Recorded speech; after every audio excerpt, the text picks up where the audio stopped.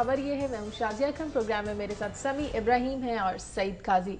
नाज़रीन, आज हम सबसे पहले बात करेंगे डॉक्टर ताहिरुल कादरी के खिताब की, जिन्होंने पाकिस्तानी सियासत में एक हलचल मचा दी है। 3 हफ्तों की मोहलत क्या तब्दीली ला सकती है? क्या इस्लामाबाद की जानिब मिलियन मार्च होगा या इससे पहले निज़ाम में तब्दीली? इस पर आज हम बात करेंगे। और ANP के सूबाई वजीर बशीर अहमद बलोर को पेशावर में सुपुर्द खा कर दिया गया है। दहशतगर्दी की ये जंग कब तक हमारा पीछा छोड़ेगी? ANP के हौसले अभी भी बुलंद हैं। उनका कहना है कि दहशतगर्दी से डर कर 1 इंच भी हम पीछे नहीं हटेंगे। इस पर आज हम बात करेंगे। साथ ही हम बात करेंगे पाकिस्तानी नजात बरतानवी शहरी शाहिद नजीर की, जिनको 1 पाउंड फिश से शोहरत महंगी पड़ गई। उनकी वीजे की जो म्याद थी ये खत्म हो चुकी है और उन्हें मुल्क छोड़ने का हुक्म दे दिया गया था। साथ ही हम बात करेंगे बरसगीर के अजीम गुलकार मोहम्मद रफ़ी की, जिनकी आज 88वीं सालगिरह है। रफ़ी की क्लासिकी और शोख और चंचल हर तरह के गीत गाने में महारत थी। मोहम्मद रफ़ी को मलिका तरन्नुम नूरजहां के साथ गाने का भी इत्तफाक हुआ। हम आपको बताते चलें कि मलिका तरन्नुम नूरजहां को भी हमसे बिछड़े 12 साल बीत चुके और 4 दहाइयों तक कह के बिखेरने वाले हर दिल अजीज फनकार मोइन अख्तर की भी आज 62वीं सालगिरह मनाई जा रही है। इन अजीम फनकारों का खला तो पुर नहीं हुआ, आज भी हमारे दिलों में जिंदा है। इन तमाम खबरों पर आपसे डिटेल में बात होगी और हमारा आज का सवाल सुन लीजिए। सवाल हमारा जुड़ा है डॉक्टर ताहिरुल कादरी के जलसे से। क्या डॉक्टर ताहिरुल कादरी का जलसा और लॉन्ग मार्च आप समझते हैं कि मौसर साबित होगा? इस पर अपनी राय दीजिए, ईमेल करें, SMS कीजिए या टेलीफोन कॉल के जरिए हमारे सवाल का जवाब दीजिए। और भी हमारे पास कुछ अहम खबरें आज के दिन की आपके साथ शेयर करने के लिए सबसे पहले लेते हैं काजी साहब से। जी काजी साहब। शाजिया, इलेक्ट्रिसिटी और गैस की जो शार्टेज अब साइमल्टेनियसली इसकी लोड शेडिंग हो रही है और इसमें अब होता क्या है कि कभी इंडस्ट्री को दे दी जाती है, कभी अब घरों में दी जा रही है और जिसकी वजह से इंडस्ट्रियल यूनिट्स बंद पड़े हैं और ये एक सीरियस प्रोपोर्शन अस्यूम कर रही है ये शार्टेज। CNG का मामला आपके सामने, बुनियादी वजह जो हम पहले बयान कर चुके हैं कि पिछले 8-10 सालों में 80% इस पर इजाफा हुआ, मगर हमने इंफ्रास्ट्रक्चर को बेहतर नहीं किया। यहाँ गैस ऑलरेडी मौजूद है, जो उसको हमने टैप नहीं किया अपने रिसोर्सेज को, और सबसे बढ़ के ये कि जो रिसोर्सेज थे उनको मिसमैनेज किया, करप्शन की, लीकेज को नहीं रोका और ये आज हम इस नहज पे आन पहुंचे। इस पर बात करेंगे। फिर एक सियासी खबर, समी इब्राहिम साहब, एजाज शाह साहब एक बड़े कंट्रोवर्शियल कैरेक्टर हैं, वो एक स्पाई मास्टर रहे हैं, स्पाई चीफ रहे हैं जनाब परवेज़ मुशर्रफ साहब के इलेक्शन लड़ने की तैयारियां कर रहे हैं और उनका ये कहना है एक रिपोर्ट के मुताबिक कि मुस्लिम लीग नून और पीपल्स पार्टी की जो टीम्स ने विजिट किया है ननकाना, वो दोनों जो हैं उन्हें सपोर्ट कर रही हैं। लेकिन मुस्लिम लीग नून में मामला ये है कि इन्होंने मुबैना तौर पर तशद्दुद करवाया था जनाब राना सनाउल्लाह साहब से, तो उनका ये कहना है कि जनाब ये मेन कल्प्रिट थे, मुझे एक गैर इंसानी सलूक जो मेरे साथ रवा रखा गया था। और फिर सनाउल्लाह साहब ने यह भी कहा है कि अगर ये मुस्लिम लीग नून में आ जाते हैं तो फिर कोई हर्ज नहीं है, परवेज़ मुशर्रफ को भी बुला लें, परवेज़ इलाही को भी बुला लें। मगर मैं ये अर्ज़ करूँ कि मैं क्योंकि इलेक्शन शायद अब हमें लग रहा है कि होगा, हालांकि शकूक लोग पैदा करने की कोशिश करें तो बड़े बड़े अजीब से अलाइंसेज होंगे, बड़े बड़े लोग आएंगे, तो ये शायद उसी का आगाज़ है। मखतूम अहमद महमूद साहब के ज़िमन में अगली खबर यह है कि वो PMLF नहीं छोड़ेंगे, उसी में रहेंगे और उनका ये कहना था कि वो बिल्कुल जियालों को मायूस भी नहीं करेंगे, पार्टी में शामिल नहीं हो रहे। जी, ये उनकी आज की रिपोर्ट में पढ़ रहा था और वो जियालों को मायूस भी नहीं करेंगे। मेरे ख्याल में मुमकिन नहीं रहा जियालों को मजीद मायूस करना। तो इसके साथ मगर उन्होंने ये कहा कि जी मैं चूँकि गवर्नर का ओहदा जो है वो गैर सियासी है तो मैं पार्टी ज्वाइन नहीं कर रहा, मगर साथ ही एक ही सांस में वो ये भी फरमा रहे हैं कि PMLF की वो मेंबरशिप भी रखेंगे और उसकी जो ओहदा है वो भी रखेंगे। तो इस पर बात करेंगे। और आखिर में शायद ये जो हंगू में ब्लास्ट हुआ है, 8 मेहनतकश आज जहाँ भग हुए हैं, 10 दिन पहले 5 जहाँ भग हुए थे। एक तो वो उस दहशतगर्दी का शिकार हो रहे हैं जो ये टेररिस्ट कर रहे हैं, एक नेशनैलिटी के हवाले से जो वहाँ पे वायलेंस है, और दूसरा ये कि इतना इनएडिक्वेट है कि अंदर गैस भर जाती है कोई, और फिर अव्वल तो उनकी तनख्वाह और जो उन्हें मशायरा दिया जाता है इसमें जिंदा रहना ही मुमकिन नहीं है कि कुजा उनके लिए वो सेफ्टी मेजर्स किए जाएँ। तो उस पर बात करेंगे।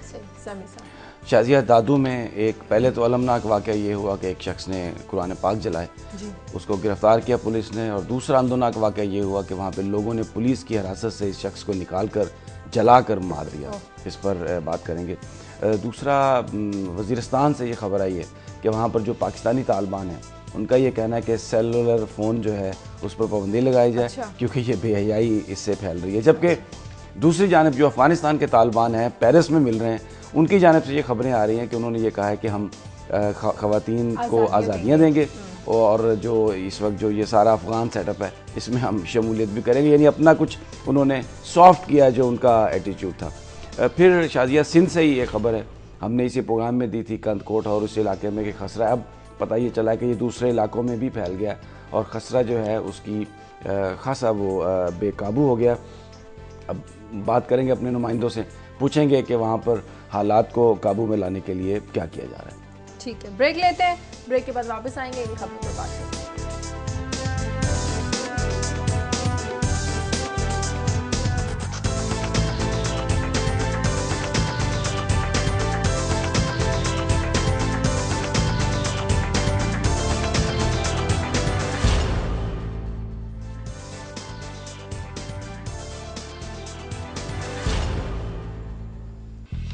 ब्रेक के बाद खुशामदीद समी साहब, आप अपनी खबर ऐड करना चाहते हैं, फिर मैं आगे बढ़ूंगा। हाँ शाजिया, वो पूरा जो इंडिया है उस इस वक्त वहाँ पर एहतजाज हो रहा है क्योंकि दिल्ली में एक रेप हुआ था। जी हाँ। एक स्टूडेंट थी मेडिकल कॉलेज की, एक बस में, और फिर उसको फेंक दिया गया था।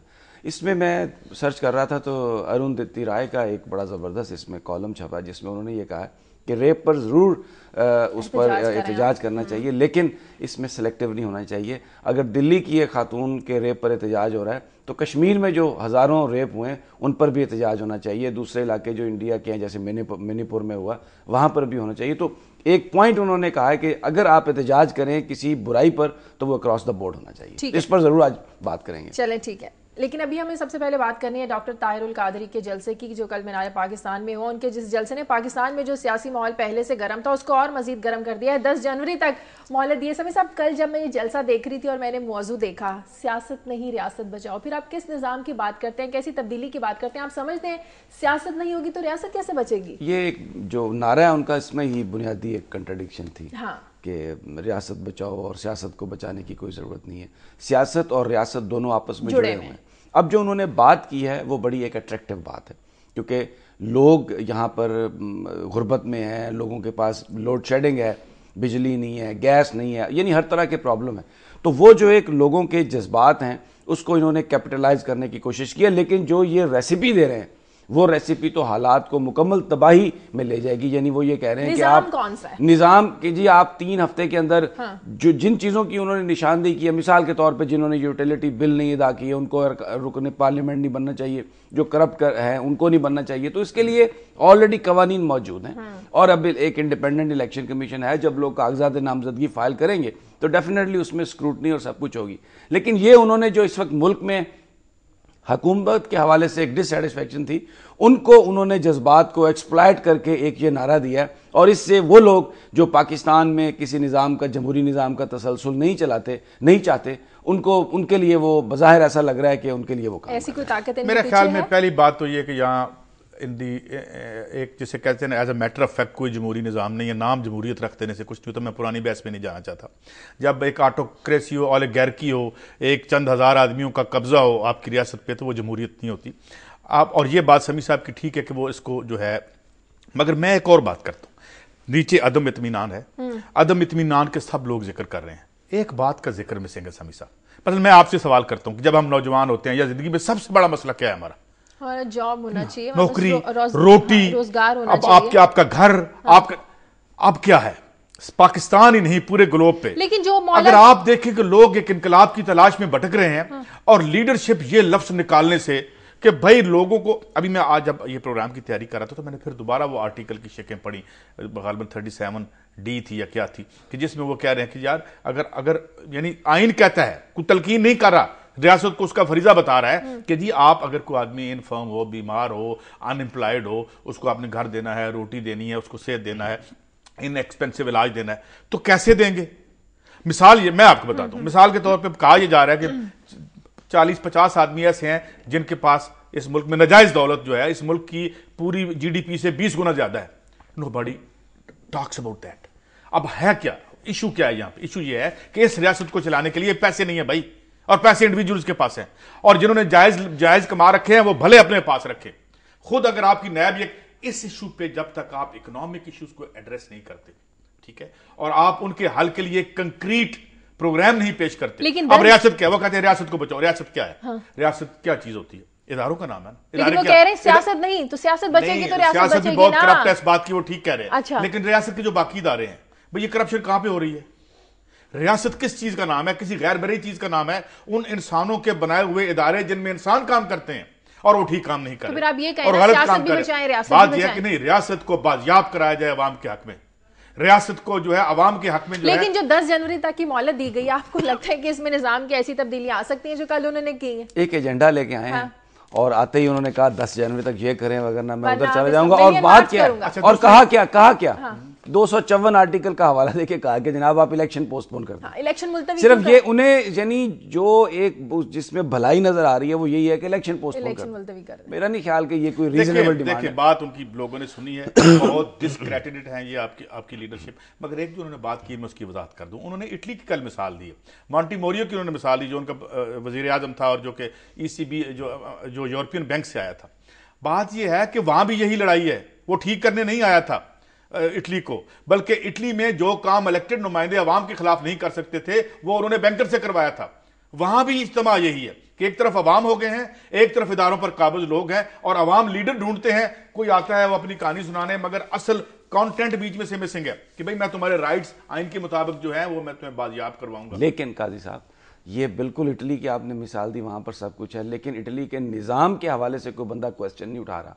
वो लोग उसी सिस्टम के अंदर रहकर अपने तब्दीली निजाम लाते को हैं। ठीक साहब करने अगर की जो आप रीसेंट यहाँ पर ये जो अगर बात- आपने मॉनिटर की हो, अगर आपने मॉनिटर की हो तो ये जो मूवमेंट चली है और मिस इधर यूनान में, और यहाँ वो लोग कह रहे हैं हमें तो अब एहसास हुआ, हमारा ख्याल था कि पार्लिमान बैंकों और बैंकर्स को कंट्रोल करती है या उन पर हुक्मरानी करती है, हमें तो अब ऐसा। जब मॉन्टीमोरियो वहां पे आया इटली में, और वो क्या नाम थे ग्रीस में, जब वो बैंकर को उन्होंने लगाया वजीर आजम, तो उन्होंने कहा भाई हमें अब पता चला कि नहीं, ये तो पार्लियामेंट को ऑन करते हैं, दे आर सो रिच। नहीं, लेकिन- सो लड़ाई ठीक है, मेरी बात नहीं, लेकिन फिर भी निजाम तो पार्लिमानी ही है वहां पे, किसी ने ये तो नहीं कहा कि उसको तब्दील कर जी दें। सर, मैं आपको यूनान की पार्लियामेंट के बाहर लोगों ने जो प्लैक कार्ड उठा रखे थे, जिस दिन 10,000 कितनी तादाद थी उनकी, कितनी लाखों में लोग थे। जब टर्नआउट होता है लाखों में इलेक्शन, लोग, सर जी भाई साहब, लाखों में लोग जब थे। इलेक्शन होता है तो अगर उसमें इलेक्शन में 50% से ज्यादा सायरजा जो दूसरी पार्टी जिसको इंतहाई जल्दी कैंपेन करके हरवाया गया था, वहां पे डिस्क्रेडिट हुई है ये पार्लियामान, और हो रही है बिकॉज वो फैसिलिटेट कर रही है टर्न आउट चंद हमेशा बैंकर्स को। 50% से ज्यादा है। किधर किस टर्न आउट हमेशा 50% 50% लोग वोट नहीं डालते आप, तो अक्सरियत ने वोट डाल दिए ना।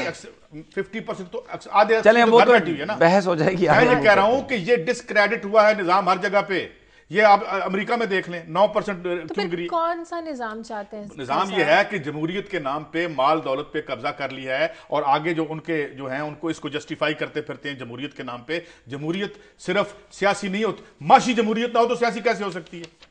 तो वो नहीं है ना यूरोप में ना यहाँ, और इसके लिए स्ट्रगल पूरी ग्लोब पर लेकिन फिर भी समी साहब वाली वही हमेशा बात, इसी सिस्टम है तो डेमोक्रेसी या फिर किसी दूसरे नाम का डेमोक्रेसी है जिसमें 60 लाख अब रुपए इसको- का इलेक्शन का इजाजत दे दी है। 60 लाख रुपया आपके मुल्क के 99.9% लोगों समी साहब, अब ने एक जगह पड़ा हुआ देखा नहीं है, एक लेकिन- जगह पड़ा हुआ नहीं देखा उन्होंने। लेकिन अब इसको- 60 लाख रुपया वो कह रहे थे होगी MNA हाँ, की, और 40 लाख रुपया, और ये वो रकम है जिसके बारे में लोग ख्वाब तो देख सकते हैं 99.9%, उसे ना इस्तेमाल कर सकते हैं ना उसे देखने का सोच सकते तो हैं। इतने ये बड़े क्या है? नहीं, तो इसलिए इतने क्या बड़े बड़े जमहूरियत जलसों पे भी जो अखराजात आते हैं, इसका भी तो हिसाब किताब लेना चाहिए ना। इसका? इतने बड़े बड़े जलसे, करोड़ों रुपए लगते हैं ऐसे इसकी जलसों जो पे। सीना गजट चल रहा है, मैं वो फिगर यहाँ देना नहीं चाहता, लेकिन वो बहुत बड़ी फिगर है जो हाँ। बताई जा रही है कि जो पूरे पाकिस्तान से लोग उन्होंने इकट्ठे किए हैं। अच्छा। फिर कुछ कॉलम ये भी आज छपे हैं जी कि क्या इसके पीछे कोई है या नहीं, वो खुद उन्होंने इनकार किया है। खुद ताहिरुल कादरी साहब ने ये कहा and we have no reason to disbelieve him, क्योंकि उनकी बहुत पॉपुलर एक है कि जी ये पैसा हमने खुद अंदर से हमने इसको जनरेट किया। मगर बात यह है कि हम इनको तो जो भी कह रहे हैं, हम क्या जो भी आप कह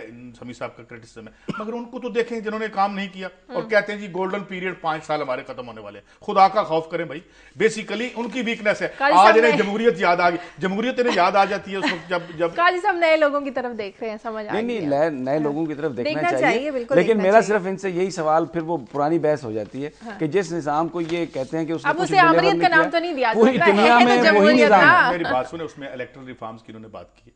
इलेक्टरल रिफॉर्म जिन्होंने कहा जी कि मजदूरों को भी इलेक्ट किया जाए, उसमें साफ और भी निगरान elect हो। सेटअप की और भी ये- बात ये- की है। ये- उन्होंने एक क्लैरिटी नहीं है, लेकिन उन्होंने बात यह है कि ये तो आप बात माने ना कि बिल्कुल इस निजाम- उसी तरह- ये निजाम पूरी तरह डिस्क्रेडिट कर दिया इन्होंने।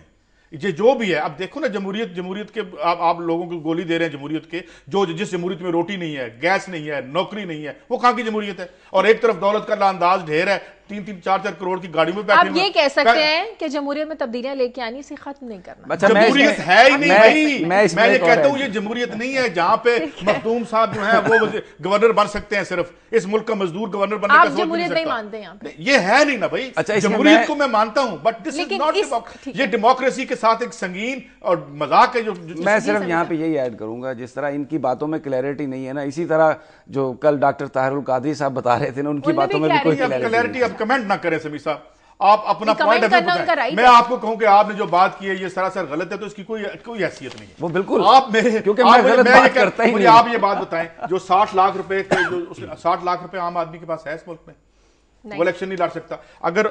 0.1% बंदे अगर इलेक्शन लड़ने के अहल है और 99.9% अहल नहीं है, इससे ज्यादा होगी, उसे आप जमहूरियत कहते हैं। थोड़ा सा खुदा का इजाजत दें, दिल पे हाथ रखें, इजाजत देंगे। वो जो 60 लाख रुपए की है ना, वो बंदिश ये है कि इससे ज्यादा आप खर्च नहीं कर सकते। इससे ज्यादा तो होते हैं इलेक्शन, वो उन्होंने जो ये सवाल ही नहीं है। मैं ये कह रहा हूं कि 60 लाख रुपया कमाने को जा, उसका ख्वाब देखने का नहीं है 99.9%, तो इसको आप डेमोक्रेसी कह रहे हैं, या तो मैं अपना इलाज करा लूं। उनका कहने का मतलब ये है कि जो लिमिट दी इतना आम आदमी तो अफोर्ड कर नहीं सकता।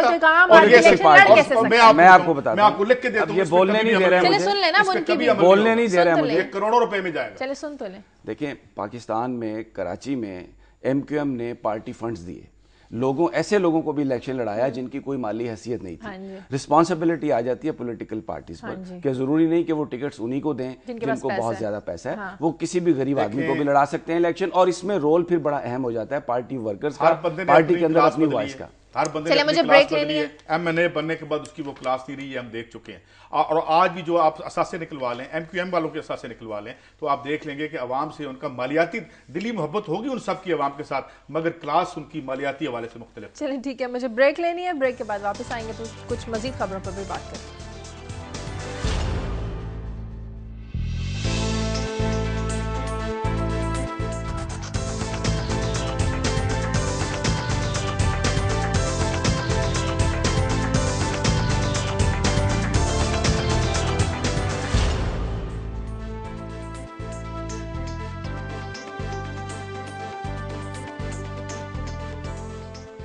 ब्रेक के बाद खुश आमदीद नाज़रीन। बशीर अहमद बेलोर को पेशावर में आहों और सिस्कियों के साथ सुपुर्द खाक कर दिया गया, एक ऐसे लीडर जिनका खला कभी पुर नहीं हो सकेगा और हमारी जो कौम है उसके हौसले भी पस्त नहीं होंगे। काई साहब, कब हमारी जीत, हमारा मुकद्दर बनेगी दहशतगर्दी के खिलाफ जंग में? इतने लीडर, हमारी इतनी आवाम इसकी भेंट चढ़ चुके हैं। शायद ये एक बड़ी तवील तारीख है इसकी, और जिस मनहज पे अब हम मामलात को ले हैं। अब देखिए, जिस तरह अब जो इसका असफान यार वली साहब का बयान आया कि ये मत समझें कि ये सिर्फ हम तक पहुंचे हैं, ये कहाँ तक जा सकते हैं। इससे आपको अंदाज़ा होता है कि ये रूलिंग स्ट्रक्चर्स कितने इनएडिक्वेट हो गए हैं और उनमें हमें कितनी उनको रीहैश करना पड़ेगा, बहुत सीरियस थिंकिंग करनी पड़ेगी। एक तरफ मैशत है, जाहिर है मैशत से ही आपकी सारी चीज़ें, अमन व अमान जुड़ा हुआ है। मैशत ही आपको पैसे इतने निकाल के देती है कि आप अमन व अमान के लिए जो रिक्वायर्ड स्ट्रक्चर्स हैं उनको इन प्लेस रख सकें। वो अभी हम बात करें ना बिजली ना पानी, और फिर ये जो लोग हैं इनके पास फंडिंग बेशुमार है, काला धन बेशुमार है। ये जो खास तौर पर नेटो का ये ड्रामा हमने अपने हमसाये में लगा रखा है, ये सारी काले धन की मैशत को इतना बड़ा ये काले धन की वैसे मैशत जिसके ये बाई प्रोडक्ट है आपका टेररिज्म, ये शुरू भी खैर से जो है ये अफगान वार में ही हुई थी जब शुरू, तो अब आके ये बहुत बड़ा अफरीद। लेकिन समी साहब, हमारे खिलाफ कोई तो इन्हें फंडिंग कर रहा है ना? डेफिनेटली फंडिंग कर रहे हैं, लेकिन पर्टिकुलरली दो पॉलिटिकल पार्टीज हैं पाकिस्तान की, एक ANP और एक पाकिस्तान पीपल्स पार्टी। वो क्योंकि तकरीबन उनकी नेचर जो है वो सेकुलर है और वो गवर्नमेंट में भी हैं और फिर वो डेमोक्रेसी को रिप्रेजेंट करते हैं। तो तालिबान के साथ ANP का झगड़ा पुराना चल रहा है। ये पहले मुजाहिदीन थे, जब रूस में जैसे कायद साहब ने जिक्र किया सोवियत इन्वेजन हुआ और फिर ये तालिबान गए तो उसमें भी एक इनके साथ मुखालफत थी ANP की। और अब इस वक्त KPK में वो जहाँ पर ये सारा ऑपरेशन हो रहा है, उनकी एक सोच है बड़ी वाजे और उसमें वो बिल्कुल वाजे तौर पर कहते हैं, तो इसलिए वो टारगेट बने हैं। और ये इसमें मईशत का ज़रूर एक अमल दखल है एक हद तक, जैसे कायद साहब कह रहे हैं, लेकिन ये सिर्फ मईशत नहीं, ये नज़रियात की भी एक जंग है। जैसे मैंने अपनी खबर में ये कहा कि वो वहाँ पर सारा उन्होंने वज़ीरिस्तान में मुल्ला नज़ीर ने अब ये कहा है कि जनाब आप मोबाइल फ़ोन नहीं सुन सकते, आप रख नहीं सकते। जिसको मोबाइल फ़ोन जिसके पास हुआ उसको 15,000 रुपये उसको जुर्माना होगा, क्योंकि उनका ये कहना है कि जी ये बेहयाई फैला रही है, ये औरतों के बारे में बड़ी तजलील हो रही है। तो ये तो बुनियादी तौर पर ये एक सोच है, उस सोच की आपने उसको लड़ना है। इसको आप सिर्फ ये कि काला धन है, ये है, उस तरह से खत्म नहीं कर सकते। अगर आप फाटा को देख लें, वहां पे कोई स्कूल नहीं है, वहां जिंदगी वहीं खड़ी है 5,000 साल पहले। ये कैसे कहते हैं मैशत की बात नहीं है। स्वीडन में इन लोगों में ये वाकयात क्यों कम होते हैं? यहाँ तरक्की है, जहां आप एजुकेशन देते हैं, आप जमहूरियत के नाम पे लूट मार करके साइफन ऑफ करते हैं रियासत के पैसे, इंफ्रास्ट्रक्चर को डेवलप नहीं करते, स्कूल नहीं बनाते, यूनिवर्सिटी नहीं बनाते, और फिर कहते हैं ये सोच थी। सोच तो है, इस सोच को कैसे रेडिकेट किया जदीद दुनिया में तमाम रियासतों ने। और जहां पे अब ये दोबारा अफरीद सर उठा रहा है, वहां इसलिए सर उठा रहा है कि मैशत अपना बोझ डाल रही है आम आदमी पे। मैं सिर्फ ये कह रहा हूं कि बुनियादी तौर पे आप अगर पैसे खर्च करके स्कूल कॉलेज वहां नहीं खोलते और $70 बिलियन आप जो है बारूद उड़ेल देते हैं और उसके बाद कहते हैं ये एक सोच है, तो मेरे ख्याल में हम किसको फूल करें? अब मैं ये इनका जवाब देता हूं। जो 9/11 में जो लोग थे जिन्होंने सारा ये बर्पा किया, अमेरिका से आए थे, पायलट थे, ट्रेनिंग ली हुई थी, बड़ी खुशहाल जिंदगी गुजार रहे थे। बरतानिया से जो लोग आए, पाकिस्तान ट्रेनिंग ली, फिर जाके वहां पर ट्रेनों में धमाके किए, दे वर वेरी वेल ऑफ।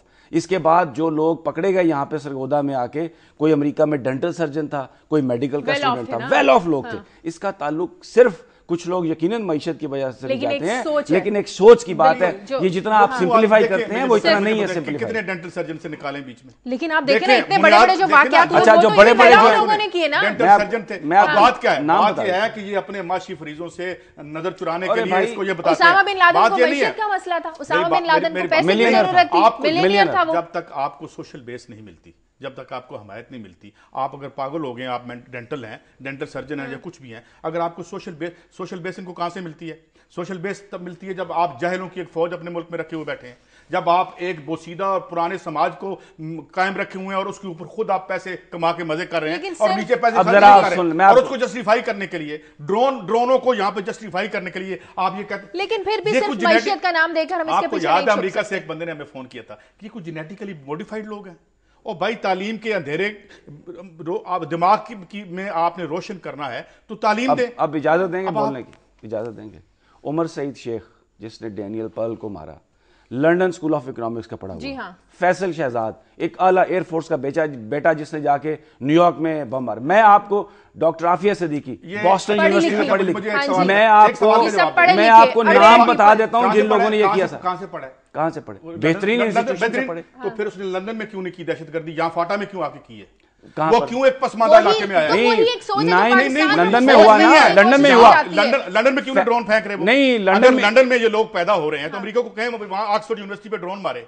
बात यह है कि अगर ये कुछ क्रेजी लोग वहां से पाकिस्तान क्यों आते हैं? ताकि आपने एक यहाँ पे एक बोसीदा समाज बिछा रखा है इस माशी जुल्म और जबर की वजह से, और जिसको एक्सप्लॉइट करते हैं नहीं चाहते। भाई वो अमेरिका में जाके क्यों नहीं करते? आप अपने आर्गुमेंट से हटे नहीं, इधर उधर ढूंढने छुपने की कोशिश ना करें, सीधी बात करें। मुझे ये बताएं, हमें मुझे बताएं, ये अफगानिस्तान को आपने क्या बना दिया मार मार के? अब उसमें से दहशतगर्दी की बजाय फूल उठेंगे? आप जिस समाज और इंपीरियलिज्म की बात कर रहे हैं और डिफेंड कर रहे हैं, अगर रशिया इन्वेजन नहीं करता, बारूद उंडेल रहा है, अगर गैर कानूनी तौर पर काबिज ना होता, गोली मारे आप इनको जो जस्टिफाई कर रहे हैं भाई, जिसने भी उंडेला वहां पे बारूद, आपको मैं पहले भी कह चुका हूं, रशिया 18 महीने बाद आया था अमेरिका से। आप यहां पे बम और बारूद मार के हमें ये बताते हैं कि ये कुछ जेनेटिकली और लोग हैं, लिहाजा अमेरिका यहां पे फौजकशी करता रहे। ये जालमाना हम करें। एक नेशन को बर्बाद कर दिया आपने, उसका इंफ्रास्ट्रक्चर बर्बाद कर दिया। और मैं आपको बताऊं 1920, 1930 और इनके आने से पहले जो है काबुल कितना जदीद शहर था। जब से ये आए हैं क्या बना दिया इन्होंने? औरतों ने शटलकॉक बुरके पहने हुए हैं और जो है एक जदीदियत खत्म कर दी इन्होंने ड्रोन के जरिए, और जस्टिफाई ये कर रहे हैं कि नहीं ये कोई जेनेटिकली खराब लोग हैं। नो, बहरहाल हमारी अपनी जंग है, अब हमें इसमें लड़ना है। जाहिर है अगर वो आके मारते हैं अपने लोगों को तो आपने उनके खिलाफ लड़ना ही है। आगे बढ़ते हैं, बरतानिया की बात कर रहे थे। पाकिस्तानी बरतानवी जो नजाद अभी मेरा ख्याल है वो शोहरत जो है ना, शाहिद नजीर साहब £1 फिश से उन्हें शोहरत मिली। उनकी जो शोहरत है ना, गालिबन वही उनकी डेपुटेशन का बायस बन रही है। पहले की मैशियत तो बेहतर होगी इस गाने के बाद, अभी तो पता नहीं मैशियत बेहतर होगी, लेकिन अब मैशियत डाउन हो जाएगी ना, बेचारों को निकलने का हुक्म। लेकिन देखिए मैं एक बात करता हूँ कि एक कानून की बात है, अमलदारी की कानून की, भले वो इज ए स्टार, 40 लाख से ज्यादा उनको यूट्यूब पे हिट्स बढ़ चुके हैं, लेकिन इसके बावजूद उन्होंने एक कानून की खिलाफवर्जी की है और इमिग्रेशन ने कहा जनाब आपका टाइम खत्म हो गया, अब आप यहाँ पे। और मुझे लगता है पता नहीं कब से खत्म होगी इन्वेस्टिगेशन, अब ये तो सामने आएगा। अब ऐसी ही अमलदारी जो है कानून की अगर यहाँ पर भी हो तो बहुत सारे जो हमारे नकाइस हैं उनको इसमें मुझे तो यही नजर आई बात हमें फॉलो करने की कि कानून जो है वो कोई भी आदमी हो, बड़ा हो छोटा, उस पर यकसा होना चाहिए। लेकिन हमारे यहाँ तो गंगा उल्टी बह रही है, जो बड़ा आदमी है उसके ऊपर कानून कोई असरअंदाज नहीं होता। हम जैसे गरीब आदमी शौहरत मिल गई शायद नजीर को, महंगी भी पड़ गई, मिल भी गई हो, वीजा दोबारा मिल जाएगा। और ये जो जिस जमहूरियत को आप बार बार तनकीद का निशाना बना रहे हैं ना, उसी की वजह से बात कर रहे हैं। तो डिक्टेटरशिप होती तो मैं पूछता कैसे बात करते हैं। फर्क पड़ता है मेरे बात क्या बात ना, एक मिडिल क्लास की छोटी सी साइजेबल माइनॉरिटी जिसका मैं हिस्सा हूँ वो बोल ले और 80% लोग रोटी से महरूम रहे, तो मैं कहूँ ये बहुत बड़ी आजादी और इसलिए डिक्टेटरशिप आ जाए, बोलने से भी बहुत तब्दीली, बोलने की आजादी बहुत मोहतरम और मुकर्रम है 80% लोगों की रोटी खाने से। ये मिडिल क्लास की सोच पता नहीं कब टूटेगी। आज आप चाहते हैं डिक्टेटरशिप आ जाए उसी में रोटी में, ये है और उसको आप सपोर्ट कर रहे हैं। चले ठीक है, आप ताहिरुल कादरी को सपोर्ट, माशी डिक्टेटरशिप को तो आप सपोर्ट कर रहे हैं। हम शायद नजीर की बात कर रहे थे, आप ये देखें कहाँ चले गए। हर बात मैशियत पे ले आते हैं। मुझे ब्रेक लेनी है, ब्रेक के बाद आपके साथ।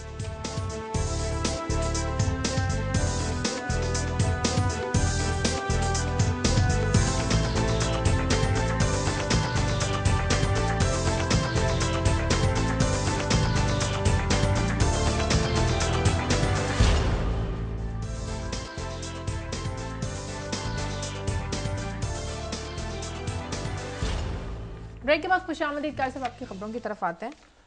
शाजिया, मैं ये इलेक्ट्रिसिटी और गैस शार्टेज की मैंने बात की थी और ये साइमल्टेनियसली अब हो रही हैं। और अब इन्होंने जो गैस जो है वो सप्लाई काट दी है, वो लाहौर, साहिवाल, शेखुपुरा, फैसलाबाद, सरगोदा, बावल और मुल्तान, गुजरावाला, गुजरात, इस्लामाबाद, यहाँ पे पहले ये था कि इनको दी जाएगी 4 से 12 घंटे तक की लोड शेडिंग होगी, मगर अब ये नहीं दी जा रही। और अब जो क्योंकि एक अनरेस्ट पैदा हो गया था, घरों में गैस नहीं थी और सर्दी शदीद आ गई है, तो इसलिए अब ये कह रहे हैं कि ये जो गैस जो है जो सप्लाई कट की गई है इन फैक्ट्रीज को, ये जनवरी तक या मिड जनवरी तक चलेगी। अब उसकी वजह वो ये जो हम पहले बयान कर चुके हैं कि यहाँ पे ये हैं वो रियल इश्यूज़, यहाँ सीरियस शार्टेजेस शुरू हो गई हैं। इसके बावजूद कि हमारे पास बहुत बड़े गैस के ज़खायर हैं। अभी कुछ चंद दिन पहले एक ज़ख़ीरा वो हुआ है, उसको उन्होंने दरियाफ्त किया है। तो ये इससे जो सबसे बड़ी मुसीबत आ रही है वो ये है कि लोग, फैक्ट्रियाँ बंद हैं, लोग बेरोज़गार हो रहे हैं और जो मैशत ओवरऑल हमारी वो बैठ रही है। तो इस पर कौन देखेगा, ये भी एक अहम इशू है।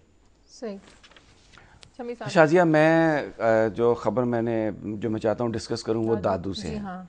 वहाँ पर एक वाक़या हुआ जो वाकई काबिल मज़म्मत है कि एक शख्स ने, बताया जाता है कि किसी मस्जिद में रात घुसकर कुरान शरीफ उसने जलाया।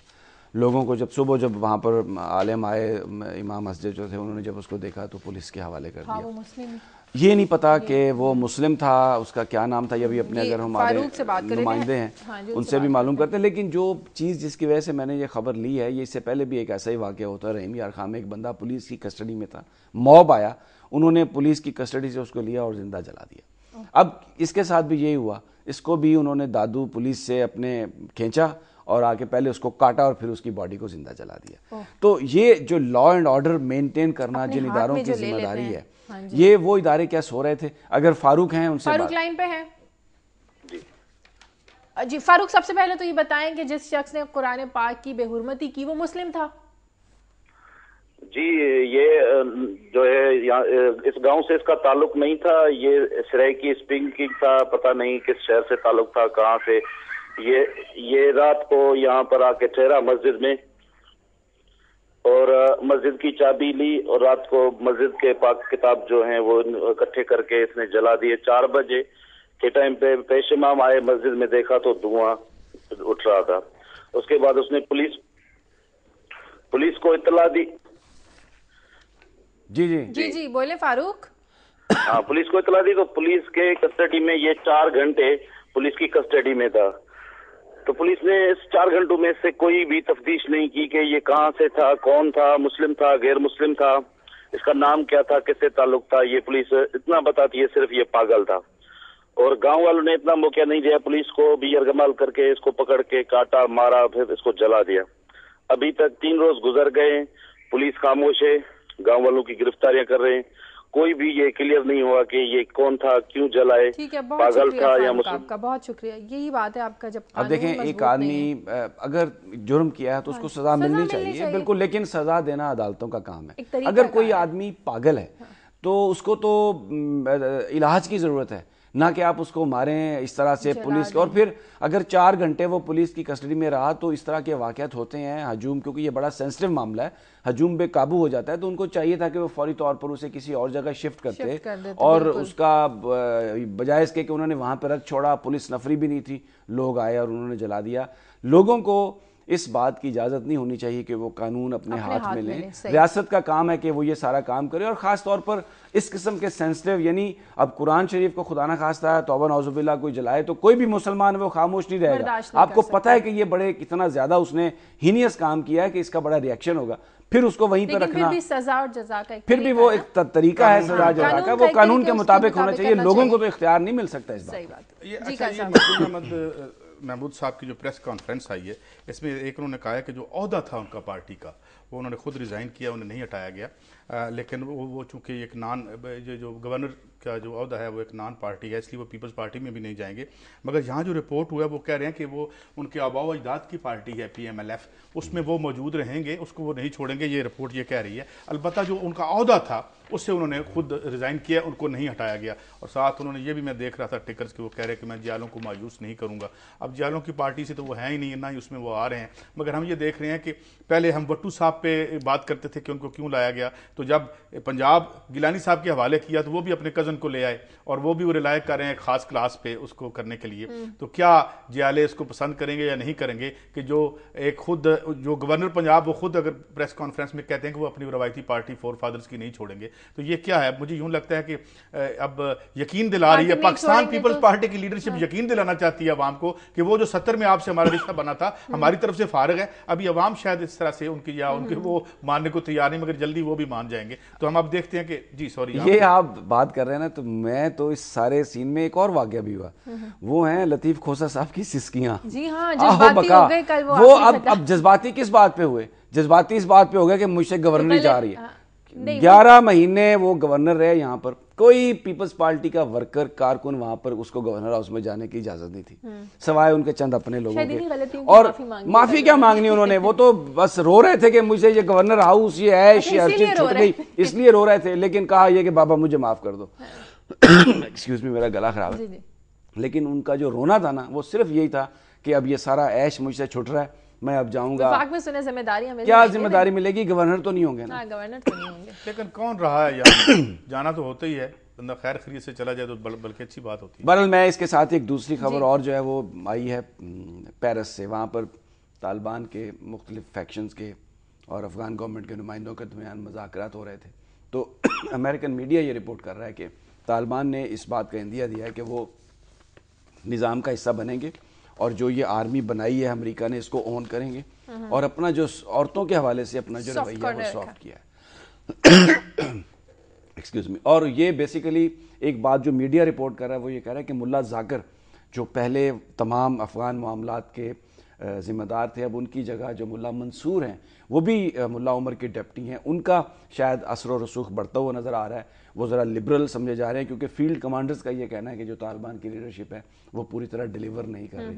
तो एक सोच जो उसमें तब्दीली आई है कि वो सॉफ्ट हुए हैं और इससे ये लगता है कि शायद आगे जो मुज़ाकरात का अमल है उसमें कोई पेशरफ्त। अच्छा, ये एजाज शाह साहब की खबर थी कि ये अब मुस्लिम लीग नून में आना चाहते हैं, जबकि उनका अपना कहना है ज़राए के मुताबिक जो आज रिपोर्ट छपी है कि दोनों पार्टीज जो हैं उनकी जो टीम्स विजिट किया है ननकाना, उन्होंने उनको सपोर्ट किया है। अब पीपल्स पार्टी की ये अब हमें पूछना पड़ेगा क्योंकि ये अनकन्फर्म रिपोर्ट है कि क्या पीपल्स पार्टी वाले भी इन्हें सपोर्ट करें जैसा कि वो खुद क्लेम कर रहे हैं, क्योंकि ये वो एक नाम था जो मोहतरम बेनज़ीर भुट्टो साहिबा ने अपनी ज़िंदगी में ही, ये अभी इसकी गलत सही होना हमारे इख्तियार में नहीं है, ना हम इस पर कोई वर्डिक्ट दे सकते हैं, मगर मोहतरमा ने इनका नाम डाला था। और दूसरी बात ये कि क्या पीपल्स पार्टी इन्हें एक्सेप्ट कर लेगी। मगर साथ साथ जो राना सनाउल्लाह साहब के साथ सलूक हुआ, उनका यह कहना है कि किसी इंटेलिजेंस एजेंसी के जरिए उन्होंने तशद्दुद करवाया था। और फिर राना सनाउल्लाह साहब एक ज़ाहिर है मुस्लिम लीग नून के तो एक स्टाल वाट हैं भाई इस वक्त पंजाब में खास तौर पर, तो वो ये कह रहे हैं कि अगर आप पार्टी में ज्वाइन करवा सकते हैं तो फिर आप मुशर्रफ को भी ले आएं और औरों। मगर मामला क्या है जिस वजह से मैंने इस खबर को उठाया,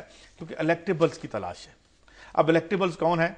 जिनके पास जरा है, जिनके पास माल है, जो इलेक्शन पे खर्च कर सकते हैं। और इनका तो एक एडिड ये भी है कि इन्होंने सुना ननकाना में काम बड़ा करवाया, जिला भी ननकाना को बनवाने में इनका बड़ा हाथ था और बहुत सारे फंड्स जो हैं इन्होंने पोल और ब्रिजेस ये कहा जा रहा है कि इन्होंने बनवाए थे। मगर ये कि यहाँ पे हम यही देखते हैं कि वो कोई ऐसी नजरियाती परेशानी किसी को नहीं रही। कोई भी कहीं जा सकता है, वो सिर्फ ये बताए कि मैं क्वालिफाई करता हूँ इलेक्शन लड़ने के लिए, मेरे पास कॉन्स्टिट्यूंसी है, उसमें रकम खर्च करने के लिए मेरे पास पैसे हैं। तो शायद अब इन दोनों में से कौन पार्टी इनको लेती है। अगर पार्टियां नहीं भी लेती तो वो ये कह रहे हैं कि मैं आज़ाद लड़ूंगा। बहरहाल देखते हैं ये कहानी कहाँ जाती है। जाते जाते कुछ अहम सितारों की बात कर ली जाए। टाइम बिल्कुल खत्म हो गया क्योंकि दो खबरें थी मेरे पास। एक तो खसरा की वबा सिंध में बहुत फैली है। जी हाँ, उसकी वैक्सीन अब दिया उन्होंने। वहाँ पर हमने पहले एक हफ्ता पहले बताया था कि कंदकोट और उसके नियर बाई एरियाज में बहुत ज़्यादा खसरा है, लेकिन कोई इंतजामिया हरकत में नहीं आई थी। अब दूसरे इलाकों में भी फैल गया। 40 से ज़्यादा अमवात हो चुकी हैं। हमारा नुमाइंदे अगर हैं जी हाँ, तो दिलीप हमारे साथ हैं। जी दिलीप, कुछ इकदाम किए गए, कुछ काबू पाया गया इस वबा पर? जी शादिया, काबू तो नहीं पाया गया, लेकिन 22 दिन गुजर गए, 46 बच्चे जांबाग हो चुके हैं। 40 बच्चों की जांबाग की हलाकतों की लोग कह रहे हैं कि इसके जिम्मेवार कौन है, उसके खिलाफ कार्रवाई अभी तक क्यों नहीं हुई। महकमा सेहत की जानिब से ये 22 दिनों के बाद सोए हुए थे, वो होश में तो आ गए हैं। उन्होंने टीमें तश्कील दे दी हैं, 50 से ज्यादा जिला भर में वो काम कर रही हैं, लेकिन वो कोई ऐसा नहीं लग रहा सिस्टम के ये आने वाले दिनों में हलाकतों का सिलसिला रुकेगा, क्योंकि सिंसियरिटी नजर नहीं आ रही। बहुत शुक्रिया दिलीप। और इसमें अहम बात ट्रीटेबल डिजीज है, ट्रीटेबल डिजीज से 46 बच्चे मर गए हैं। ये कोई ऐसी बीमारी नहीं है जिसका इलाज पहले वैक्सीन ही नहीं थी, वैक्सीन देर से पहुंची। अच्छा, एक और अगर इजाजत दे दें जल्दी से वो कर लूं कि दिल्ली में रेप के खिलाफ पूरे इंडिया में एहतजाज हो रहा है, लेकिन मैंने जिक्र किया है अरुंधति राय के कॉलम का, जिसमें उन्होंने ये कहा है कि अगर आप बिल्कुल होना चाहिए रेप के खिलाफ एहतजाज, लेकिन फिर ये सिर्फ उस वक्त नहीं होना चाहिए जब कोई ऊंची ज़ात के आदमी के साथ कोई ज़्यादती हो। ये जो गरीबों के साथ जो रेप हो रहे हैं उन पर भी ज़्यादती करनी चाहिए, जिसमें उन्होंने हवाला दिया है कश्मीर का, हवाला दिया है मणिपुर का, हवाला दिया है खेर लांची का।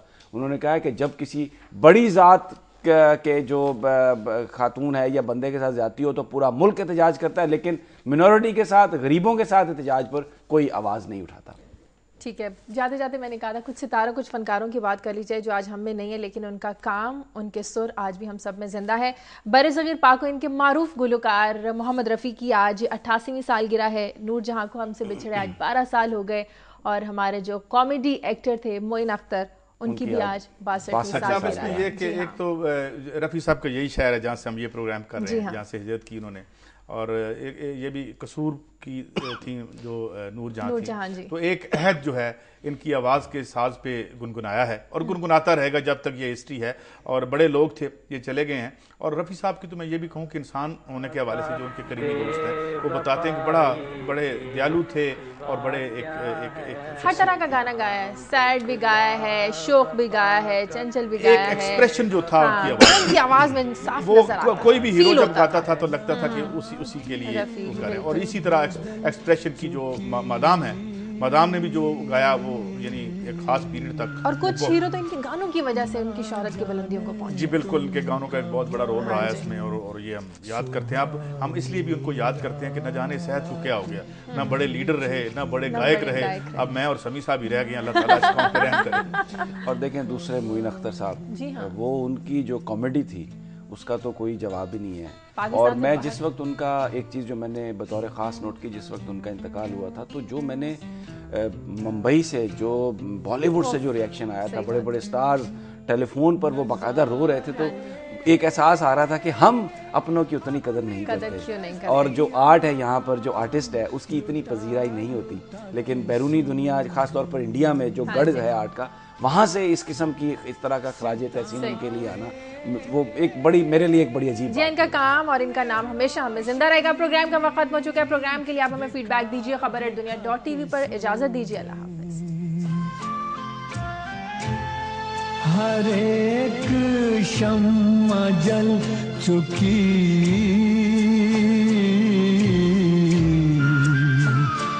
ना तुम कब